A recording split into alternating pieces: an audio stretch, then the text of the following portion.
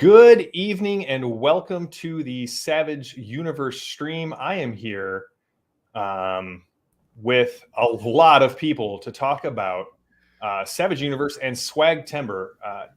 Everyone, welcome to the Savage Universe stream. Thank you very much. Thank you. Let's have everyone introduce themselves. Let's just we'll start. Let's do this Brady Bunch style. We'll go across the top of the row. So we'll start with Gage, and then just snake our way down. Oh yeah, hi everyone. My name is Gage Verno with Gaming with Gage. Products like Bounty, which is in the bundle, Savage Guide to Dinosaurs, Pet Pals. Also, keep trying to make podcasts happen. We'll see if that ever sticks. And I've also been on the Savage Universe stream once before. Happy to be here again. Very good. I'm Nate Kristen. I write Treasure Hunter Adventures for Swag. Cyril Ronceau. I'm author of the Fantasy Add-on series. Two of them are inside the bundle. The one I have updated for the Fantasy Companion recently, and I participated into the City Guards Chronicles series with Alan, and a setting by Jan Yetmar, and I wrote the first adventure. He's also editing almost everyone's stuff, so he won't talk about it, but whenever someone said, hey, can someone look at my stuff, he's the first one to be volunteered. Yeah, that is awesome. I'm James Abendroth, and I'll be playing Alice tonight. Apparently, I've written a lot of stuff, a little bit of Savage Worlds, but a lot of other stuff: Pathfinder, Trophy, Gold, a couple of my own game systems. In the SWAGtember bundle, I have Encounters in the Edge, which is part of one of my bigger universes, and then I've been on once before. I was on with Cyril, and I didn't know who Cyril was, and now I know who Cyril is, and I'm going to talk way less and let him talk way more. No, you don't need to. I was on that one too. I'm Al. I'm tired, so sorry about that. I'm the it. writer of Big Apple Sword Samurai and a few other stuff. I'm also my product in the bundle is called Ultimate Reverie, which is inspired by Japanese RPGs and how to. Yeah, I'll talk about it later. Anyway, I'll have more time. I won't hug the spotlight.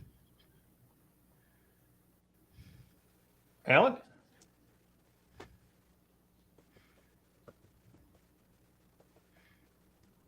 Alan, can you hear us? I appear to have a very, very bad connection, guys. I don't know if you can hear me okay. We can now.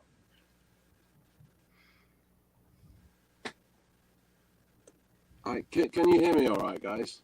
We can hear you, sir.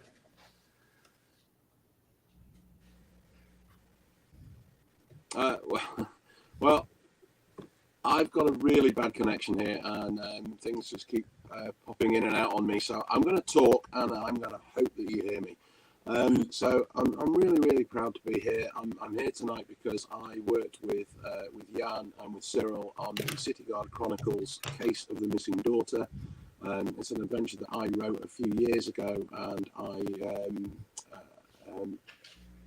when Jan launched the City Guard Chronicles, I asked if he wanted to publish this adventure, and he really liked the idea, so I've been able to work with him on that. It's really nice to finally see it out there. It's an interesting story as to how it got there, but there it is. So I hope that you guys heard that. So let's talk. Let's jump right in. So we're celebrating the Savage Worlds Adventurers Guild, which is the guild on DriveThruRPG that allows anybody to take the Savage Rules system and put out products that they want to see out there. And I'd love to hear about your guys' experiences getting started as swag members. Any interesting stories? Any things that pitfalls or warnings that you may want to give out? What has been your experience with the Savage World Adventurers Guild? I can start if and anybody. Okay, I think that my experience was I started with a lot of free stuff first. I did a lot of fan stuff that I just posted on the forums and on Discord for people to review and watch. And when that was before SWAD, eventually, and eventually there was that existed, and I thought that was a good way to channel my creativity, so I gave it a go. I was mostly afraid of um, editing because, like, you can hear my accent. I'm not a native English speaker like Cyril, but a lot of people helped me, and I managed to like publish afterwards, and that's it. So my what I meant to say is starting with SWAD is not necessarily a good idea because when you put something with a price tag, people have expectations. So either start very small, like adventures or one sheet, so you can have a better understanding of what people want, or start with free stuff and then go with SWAD once you're ready to put it in the work. Because even if it's just 50 cents or $1, people will be much more judgmental with your stuff than if it's just free. Because if it's free, people can just say, oh, the guy did it in his free time, he give it away. So they'll not have the same reaction to whatever you're doing, or typos, or slightly not as good idea as you had, or something like that. What about the rest of you guys? How do you feel about getting started in that? I was going to say I might as well follow that up. So the first thing that I ever wrote for Savage Worlds was for swag. So kind of went the exact opposite way with the Savage Guide to Dinosaurs, which is up there. Yeah. Which was like very early days of swag. When it was kind of like everyone was in a race to like see what we could get out and see who could get something out the fastest. And I will say, like, I understand the point of like being worried about like the judgment, but like the swag community is fantastic. I don't think I've ever received a negative piece of feedback on a project. The closest I've ever got, I joke about this a lot, but Manu, everyone knows Manu, without me asking him, just like bought it and then sent me 3 pages of notes about how I had messed up the release. Like typos and all that stuff, which is just like my favorite story ever, and was so helpful because of course he was right. So I found the community to be a really kind of comforting and embrace, like a comfortable way to get started. And so, starting with a Savage Guide to Dinosaurs, like I have done smaller projects, that's true. Savage Guide to Dinosaurs, and then Bounty, which is what's in the bundle. I've seen, I don't know, I've seen nothing but like positivity and stuff, and it actually helped me personally kind of do that stair-step journey. So first thing I ever wrote was a swag product, and then followed it up with a second swag product, and then earlier this year I just launched my first Ace product. Yeah. So it's kind of been a nice, easy kind of path up, which was, I think, part of the goal, and so it's been nice to kind of live that out on a longer time frame than I originally planned. Right, I was like in 18 months, and it's been like 3.5 years or 3 years, but yeah, that's been my experience. Maybe that was just my anxiety speaking. So they're gonna judge me. They're gonna judge me. Alb, I get it. So when I put together a couple of one sheets, and I had a bunch of people read them, and my wife is an editor, and before I even let her look at it, Word has a feature where it'll read text aloud to you, and so I was just sitting there, like, listening to it read it in its very sterile, computerized voice, because it helps me catch when something doesn't sound right. I can go back and make an edit or a change, but I get it. Such a good idea. I never thought about it. I'll definitely try it next time. Yeah. What about Nate, Cyril, Alan, James? Other thoughts? Anything you wanted to add about like experiences in the swag community? I think I started quite early. My first product came out in 2019, so the first year, I believe. At first, I was writing stuff for my group, and I wanted to do it beautiful. So I picked up Affinity Publisher, and then I said, well, then maybe I can also push a little bit further and sell it. Let's see. And 5 years later, 4 years later, you are still doing stuff. So it was interesting. I like the community on the Discord server because since I'm not English native speaker, I can ask for people to review what I wrote, and it helps me a lot. To learn English better, to also make sure the product is easy to understand, and also very great thanks to Jan Yetmar. He does a lot of the layout design proofreading for me, or helping me with tips, because that's a part which I didn't know at all before. In my work, I used to write a lot of documentation with Word or Confluence or stuff like that. But to put it in a nice way that looks appealing to other people, it's something I still have to learn, yes. I'm going to second that. Jan is a superstar. He's helped me massively. It has helped me massively with my own products, with getting Section D looking the way it did. He was a real big help with that. Always great to sort of give a bit of advice or constructive criticism, and that's kind of one of the reasons why I worked with him on the Swag products that's out there now. The Case of the Missing Daughter was my payback to Jan was to, I wrote that adventure for, I actually wrote it for Hellfrost. I had some conversations with Triple Ace Games, and I wrote the adventure for Hellfrost, but then, unfortunately, Widdy, God bless him, he got ill, and the Hellfrost line just kind of froze, really. So when Jan started talking about the City Guard Chronicles, I said to Jan, look, okay, here's some payback. I've got this adventure. Would you like to put this out? So that I wrote the adventure probably 3-4 years ago, and this was just a great platform to actually get that out. And it was for me, it was a big thank you to Jan. Why don't we work with this? So he took my story and adapted it for the City Guard Chronicles, and that's how that came about. And again, that's just me wanting to give something back to Jan and to some of the other guys in the Swag community who were really, really great in terms of their time, their advice, their passion for getting things done. It's brilliant. I love it. Yeah.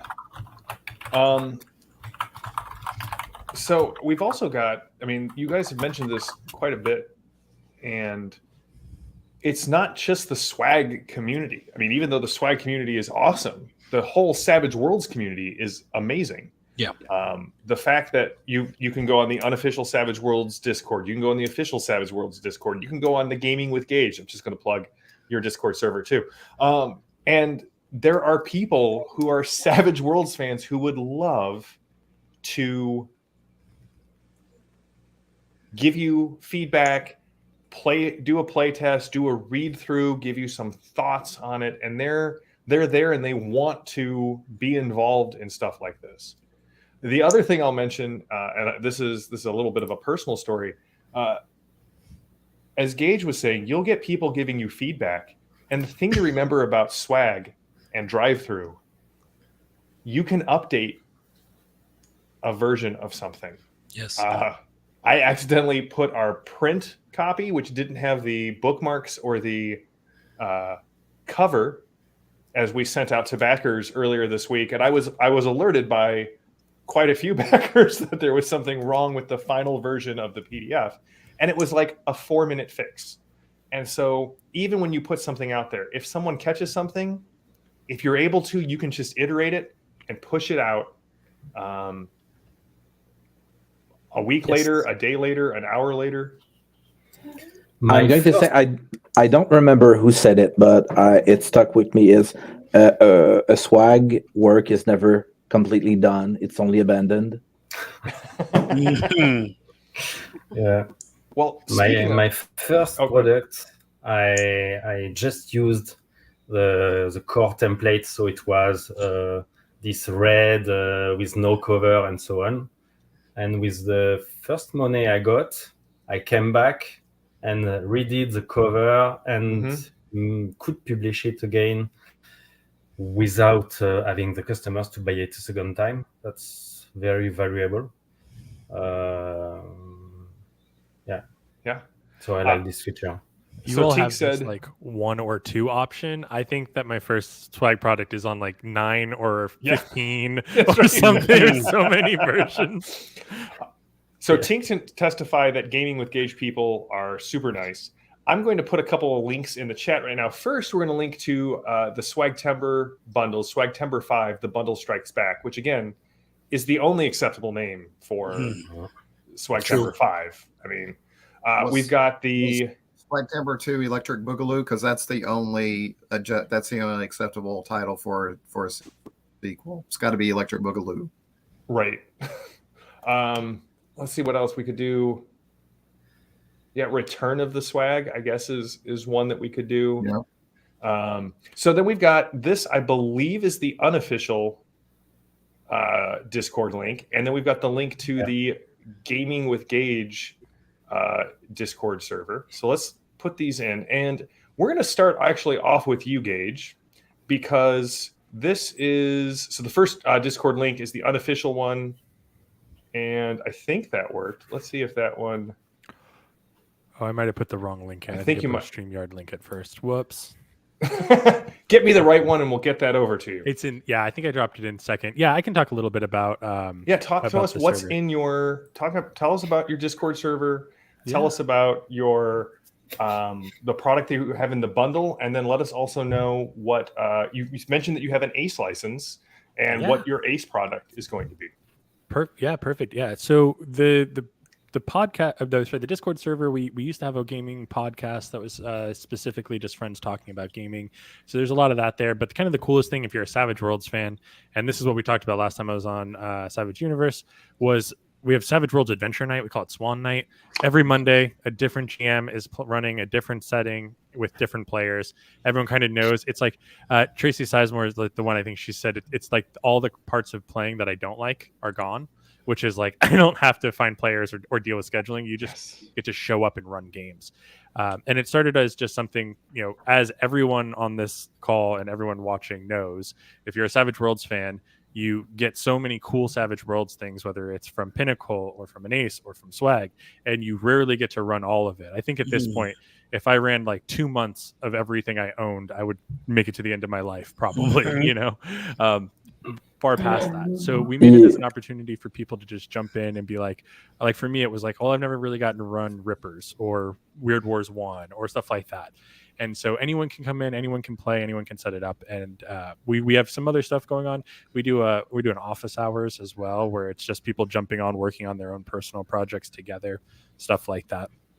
So if you're into Savage Worlds, I always say it's the lowest commitment a Discord server. It's the lowest commitment to check it out, because if you show up and you don't like us, you just drop and no one can ever find you again. You just disappear into the ether, never to be heard from again. Now there's also the trivia. You've got some great trivia. The question of the day is we have a thought-provoking RPG related question of the day that goes up. We have writing prompts for people who are into writing rooms, and we have a whole bunch of stuff. Now I run all my own games out of there as well, so it's a great place to go. And also, if you are a creator, if you're someone who's looking to do swag, it's a really easy place to find playtesters, because there's a huge group of Savage Worlds people and Savage Worlds writers and stuff. Oh, the Music League as well. Yeah, I forgot about the Music League. Is the bane of my existence. I've run so many of these Music Leagues that I've never won any of them. But if you've never done Music League, it's kind of like fantasy football for music nerds. You're picking songs and throwing them up against each other and getting points. It's a lot of fun. I could go on and on, but like seriously, I would say that the investment to check it out is so low. Come in. If you don't like it, leave. We won't find you. And then in the bundle, it's this one. There we go. Boom. Bounty, which is a one-shot adventure for Savage Worlds that is The premise is at the very beginning of the adventure, you are this premier bounty hunter crew who has traveled far into space to capture Heinrich, the most dangerous man in the galaxy, and you've already caught him. So it starts off with you've caught the bad guy. I call him Space Hannibal Lecter a lot. So you've caught the bad guy, your ship is damaged, your captain is dead, and if you can get him home, you're going to retire. But that's a really big if. And so that kind of is that whole adventure. You can find that in there. And as for my first Ace product, it's actually released. It's this one up here. It's Pet Pals, which is a guide to playing pets in Savage Worlds. Yes. So you can play everyone. I'm going to say the list, and everyone's going to be mad because everyone gets mad that their specific pet isn't in there. But you can play as dogs, cats, snakes, rabbits, birds. Completely set up to use them as player characters. There's a little bit of fun math you can do if you want to incorporate them in a party that already has people in it, or you can just play them as their own. Some setting rules in there, and an adventure. Because I don't like just. I don't like giving people just mechanics because it's like, great, what do I do with them? So there's a homeward bound style adventure in there as well. Awesome. Considering I have a setting with people playing mutant animals, I just wondering, Gage, what's the point value for these animals, so I can see if it's compatible. Yeah, so they are built against a default race, like +2. Okay, +2. Okay. Yeah, So they're too weak. Default. They're too weak for New York City sewers. Yeah, But still, you don't know. I had a rabbit when I was in college. So I'm from New York, and I had a rabbit in college. We rescued him. He was found on the streets of Harlem. So you don't know what a +2 rabbit can do. That's the in New York season. City. That's the season +2 rabbit. That's a He's season. not That's a right. normal. I thought Maybe you said a legendary. rat. Like, yeah. A veteran I of these thought streets. you said a rat, and I was like, "Can you really save a rat on New York City streets? Like, isn't that That's just just really their easy home. to do in New York City? Is to save a rat? Yeah, they have plenty of pizzas to eat. That's anyway. right. Yeah, you can take the rat out of the streets, but you can't take Not the really. street out of the rat. No, You're not really, no. yeah, you're not really saving a rat. You're kidnapping it. So At that point. Exactly. Awesome. So let's go to let's actually talk about the City Guard Chronicles real quick. Cyril, Alan, do you guys? I'm going to throw up some images that we have that you guys provided. Cyril, you want to talk us through the City Guard and kind of Yes. what we're going to be looking at? I knew that Jan wanted to make a setting, medieval fantasy setting, where the twist is you are playing cops, like in the cops series we have in modern times. So you are guards in a city, a corrupt city, and you are underpaid, and you are trying to do your best to solve mysteries, kidnappings, and so on. Like many of the projects that Jan has, they are somewhere started and never published. And then Alb launched the February creating event. Yep. Fun, fast, furious February. Stay tuned. I have the team for the next year. Okay. And I had an idea for an adventure, and I said, well, it could fit the Jan setting. So I proposed him to play a game where both of us have to work on a product and we have to finish it in time so we can encourage each other so that we actually finish it. And it started up to build some attracted other adventures. So Alan proposed his adventure. Richard Zetmar also proposed a few ideas. And in the end, we published the first one. It worked well. So Alan went to publish the second adventure. And we have three other planned. I will be working on the Mountain Light. This one is something I will talk about. Come back, please. This one. So the Guardhouse Siege should be written by Jan himself. Small Case should be the first product are long adventures, and Small Case should be like multiple one sheet in one episode. And with the Mountain Light, I hope to bring the guards outside of the city in an escort mission into the mountains. So we will see what it gives. Awesome. And then what is this? We've got the grimoire. Yeah. So before we publish the third episode of City Guards Chronicles, Jan will be publishing a new setting nugget. It's grimoire, so it's 4 arcane backgrounds with a dark vibe, I would say. One of them would be something like to be able to play The Witcher. Okay. And one of them is to play characters designed to hunt other spellcasters. There is also a kind of spirit walker, a ghost walker who can pull his own ghost outside of his body to scan or do various things. So that's a kind of pause in the Chronicle series to publish this mini arcane background. Sorry, and then he will come back to City Guards Chronicles. Okay. And then we've got this map here. I will talk about this one later. Okay. Well, we'll pause here. We'll stop sharing at this point. Thanks for walking us through that. And then, James, let's talk about your swag products. Do you have anything in the bundle? What do you have from Blackguard Press that we can signal boost here? Yeah, so my product in the bundle is called Encounters in the Edge. Mm-hmm. It started when I was reading. Speaking of, you can always. There's so many different settings. There's so many different systems, and everybody's reading them and not playing them.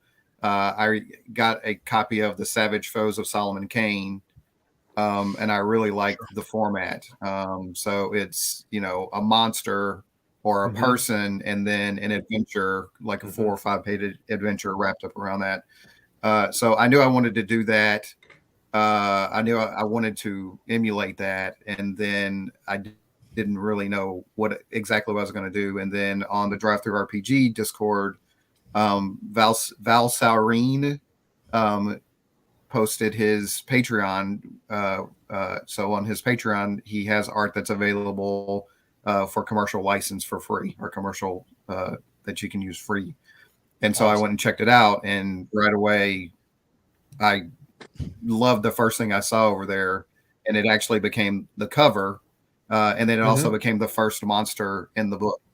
And then from there, it just every month I went and grabbed the latest free one, thought up an adventure around it, thought up stats around it, and fleshed it out that way. So so it ranges from that first one, which is the Plycomen, which is haunting a mine and killing the miners, or maybe it's not, to a ship-sized creature that's hunting through the void, to hopefully a creepy adventure at the end with an undead thing.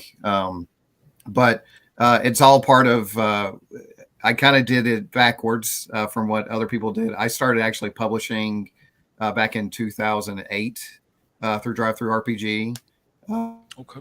And then when Swag came, the first thing I put on there is what I call my Heartbreaker, which is my 200-page setting and rule book, and it uses Savage Worlds, but I call it it's Star Wars meets Pirates of the Caribbean, Star Trek meets Master and Commander. So it's pirate ships in space with some exploration and a lot of exploration and things like that.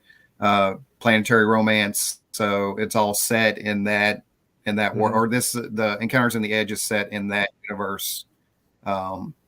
And so it's it just adds on to what's already there. So I've got 3 one sheets for it. Okay. for that universe. One of them was actually in the Fast Furious Fun February. That was when I first got involved in the WAG Discord and found out about it. And the first time I got on Savage Universe was to promote Undying Love, which was that first one. So Awesome. That's it in a nutshell. Very cool. Nate, we'll go to you, and then Alb. I know we've got a image that we'll share when we get to yours. So I became involved with Swag years ago for the D20 Modern role-playing game. I had started to work on Treasure Hunter Adventures because that's a genre that I love. And I found that it felt like Wizards of the Coast didn't support D20 Modern much after a few initial products. And so that was an idea that was just simmering in my brain for a while. I backed the Suede Kickstarter because I was enjoying Savage Worlds. I was playing around with Pirates of the Spanish Main and the Sixth Gun role-playing game. And so I have that right here. Okay. It's a great comic series and a great. Yes. Yeah.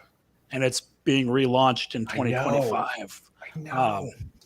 But as I was playing those and running a Sixth Gun campaign at home, I started to realize that Savage Worlds would run Treasure Hunter Adventures very well, and it would be much easier to create characters and write up stats because it's just a much smaller book. And so after my son was born in 2020, I just wrote up a little 16-page supplement for running Treasure Hunter Adventures and put it out there, and then kept on putting out things. And as other people said, I got feedback and I could easily then make changes to the books because I was still kind of learning the system.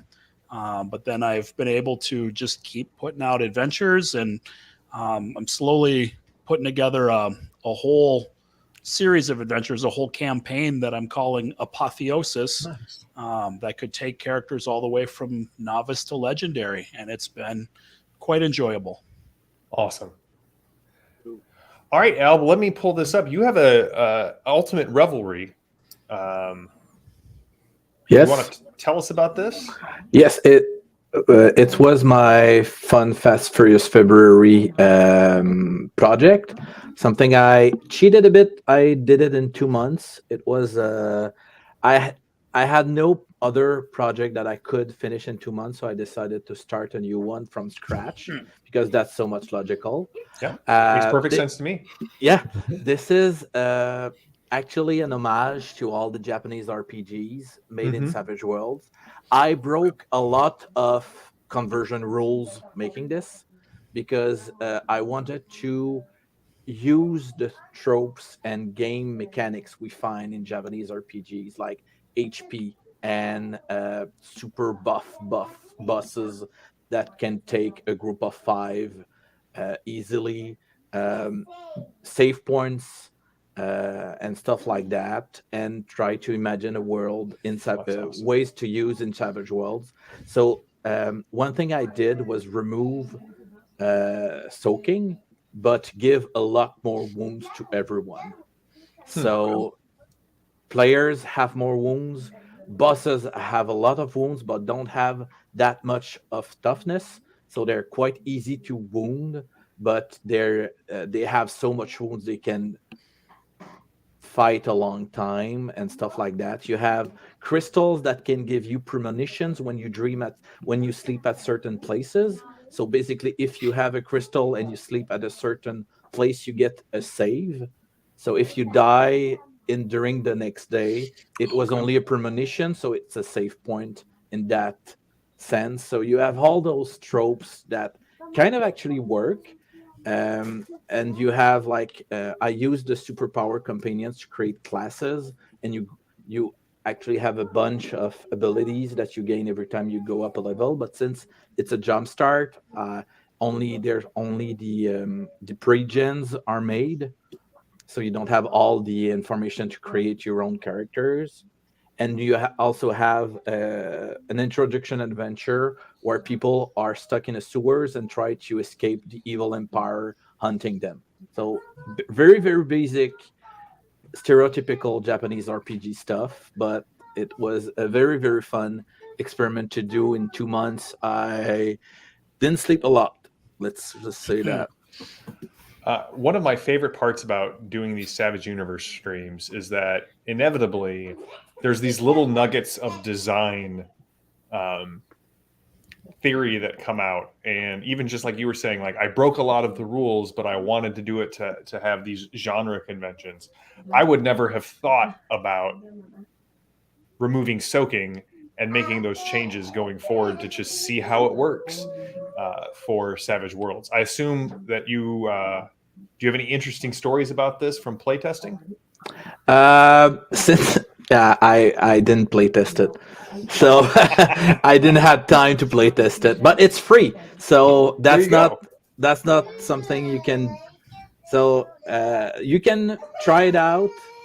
Oh, I think my daughter just decided to have a meltdown. I think she's okay. You're okay? T'es correct? She heard Okay, that you she- removed soak rolls from Savage Worlds. That's right. Yeah. She has a She's distraught about that. Yeah, but healing You heard is that you so didn't easy play. as You heard you well. didn't play. So something. That's the bigger thing. yeah, that's the funny thing because I didn't have time to playtest this. Yeah, I know you did it in 2 months. Yeah, my playtest group wasn't able to do so. We had, like you said, Gage, that you had so many games you want to play. We have 3 DMs in my gaming group.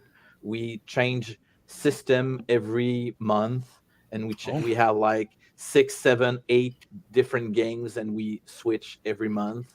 So that and I probably, even if I told you the system, only Cyril might have heard of them because a lot of them are French ones, like Rêve de Dragon or Guild and stuff like that. So so even if in addition to all the Savage World system, I will love to Savage World settings. I will love to try one day. I'm not able to do so because I have other systems I like as well. So I totally understand what you're leaving, Gage, and that my group, we were playing something else at that time, and I couldn't try it out. Well, and as you said, it's a free product. You can get it out there. You're probably going to get feedback on it. And again, I'm just going to ring the bell for the Gaming with Gage server, because if you are writing a supplement and you one of the beautiful things about Swan Night is you have this massive pool of people who will show up for a Savage Worlds game and give you feedback on it because they love the setting or they love the system, they know the system, and you're just able to get something in front of people and get like immediate feedback, for better or worse. They're totally friendly people on the Gaming with Gage server. We promise. So that's the concept. Very cool. And it's free, so you can get it with or without the bundle, but get the bundle. There's so many. Yeah, I just joined the Gaming with Gage server, so the one that popped up that you just said sup, it's me. Yes, everyone come in. I'm also there, but I didn't find the time to take part in one game because it's during the night for me. So sure. Which is hard. Again, that's like a Manu did one where he stayed up till like 2 a.m. his time and then ran a game, and I was like, "You're a machine." I don't expect that of anyone. Nope. Manuel is probably not. It's part cyborg. I'm sure of it somewhere. He's close to cyber psychosis, probably. All right. Well, I know we have people who are staying up late and people who have to get going. So, final question. I always try and ask this, especially when I've got designers on here. What is your favorite thing about designing for Savage Worlds? Whether it's a setting rule, a part of the system, or just something else. What is something that you love about designing for Savage Worlds? Trappings. The ability to split the mechanics from the narrative and to take something where the mechanics works and say, okay, this I could use there. I know it will work, Mm-hmm. and it makes something different and interesting. Yeah. I'm going to say that. Oh, sorry, go ahead. Well, I was going to say I'm not here to kind of plug my own setting, but You are here to plug your own You setting. are here to plug your own setting. That is the whole point of the Savage Universe and the Savage Universe stream. So go ahead. Well, just saying about mechanics and things with Savage World. So what I did with Section D is I took the powers and I used those to create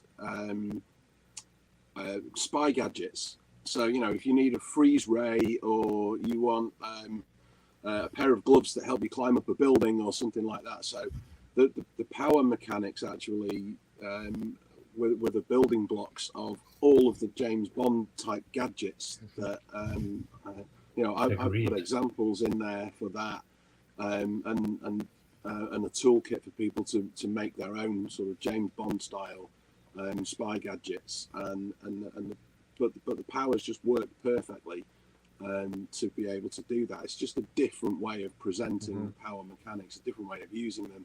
And somebody said trappings. So this all I did was I said, right, this has got a trapping that is how the what is its power. Instead of being PowerPoints, it's a backpack with lava in it, or something like that. So just having that flexibility to take a basic system from the core rules and build something great onto it. I love that. That's what it's a great thing about Savage Worlds. One thing I really enjoy is Savage World is first and foremost a foundation. Many systems have already the roof, the walls, and the furniture inside. Savage World is basically just the foundation. So it's a very, very strong foundation, but you can build over it without feeling like you're moving things around. When you want to add a setting rule, it's really adding something and improving the system, not tweaking it or moving furniture around. You're really building upon something, and the rules are designed so there's design space above them. You don't feel like it's a complete system, but it's a complete system, just like maths are a complete system. You always find new ways to add stuff to it. And that's what I very, very enjoy about Savage World is no matter when I think about a rule, I can take a rule that already exists and just build on top of it. And it always kind of work. So that's I never had very, very rarely did I have to scrap an idea completely because I always found a way to make it work because it's such a good foundation for the game. Yeah. So yeah. And I would say I really just like it's got granularity without complexity. Mm-hmm. Yeah. I mean, to Alb's point, it's there's a base level there that works and it really works well, but you can add a lot to it. But even just that base amount gives you. I mean, you can make James Bond, and you can make a caveman, and you can make a space robot, and you can make whatever with those base rules, just with that tiny little book, and it all works, and they could go on an adventure together. So I really like that's what I really like. And then being able to add, and here's the vehicle rules, and here's the dramatic task rules, and it's all mini games sort of, but they're all incorporated into that base system seamlessly, and it's so easy to add complexity to it or take complexity out or add another mini game. And also, I want a backpack full of lava, so I don't know where I know, can right? buy that, Like but I was that like, sounds awesome. I don't even know what I would use that for, but now I want it. When I didn't know it existed, I didn't want it. But now that I'm not even imagining like a metal backpack. I'm just imagining like I'm like just a imagining like a rucksack or like a transport canvas one, full of lava. Yeah. Nate. Yeah, I was. Be lava, right? Yeah. And I was going to throw in that because the adventure design is so fast, then you can get through that and move on to the furious and the fun part of the play. Yeah. And that's for me. That's 100% exactly what you're saying. I'm never, when I'm designing something or playing something, I'm never looking for how. Mm-hmm. If that makes sense. Like if I sit down, I get to spend a lot of time on what I want to do, and the how is usually really quick and easy, right? Yeah. It's like adventure design. Oh, okay, we go here. This is going to be a dangerous quick encounter. This is going to be a dramatic task. Here's our combat, and then let's do an interlude after the combat because I want them to be able to decompress. Like I can do that so fast, and it gives me all of that space to just be creative. And it's the same with like designing the games. Writing for it is just so, it's so easy because it all makes sense. It's all, to Cyril's point, it's all trappings. And it just has, it's just Savage Worlds just has internal consistency, right? It just, which not every system does.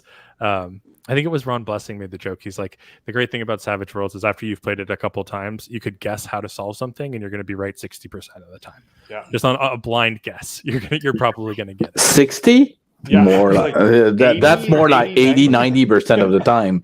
Like attack, test, support. You have all your options there. No question asked. Yeah, it is. There's something beautiful about the Pinnacle design philosophy. So like looking at the iterations, right? They did not keep adding new systems and bolting it on. They kept paring away at what they already had, right? The idea that perfection is when you can't remove anything from something, not when you've stopped adding to something. And so once you understand the core mechanic, dramatic tasks are an easy thing that you overlay. The chase system, like with the chase decks, very cool. But like what you were saying, I love being able to say, okay, this feels like a chase. I don't have to think about much more than this feels like a chase. I'm going to do it this way now. And at the table, it's so freeing. And as a writer, Al kind of mentioned this. If you're looking at getting into swag, I cannot highly recommend starting with a one sheet. Like it is a discrete number of words. It is you're not setting yourself a massive goal. It's a one sheet. That's a great way to get started in Savage Worlds and swag, and then being able to just say, hey, this is we're going to run this as a dramatic encounter, and then move on. Like you don't need to expand upon it because it's such a core integrated thing into the system that you can just say, see the Savage Worlds book and move on. It allows you to write really tightly without having to explain a bunch of things around the core mechanics.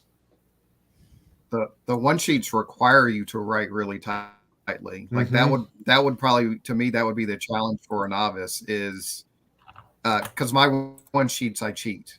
So like the cover is also a map. And there's an appendix on the back that's got a little bit of like monsters or whatever. So the front and back are actually the adventure, but there's a little bit extra in there. But if you can, I mean, the perfection is it's just this one little piece, and if you can get to that, it's easier to write something bigger. If you can get a full concept onto the front and back of a piece of paper. We have a comment that said it's the best pocket knife game system. Every other game system is now a source book for your Savage Worlds game, essentially. And I annoy a lot of friends when like they're running things. Like a buddy of mine's running Pendragon. I'm like, this is fun. You know what would be better in? If we took all this setting material and we just ran it in Savage Worlds. Right. A Pendragon style game where you have a dynasty. I stop giving me ideas for a new setting, but that's my jam.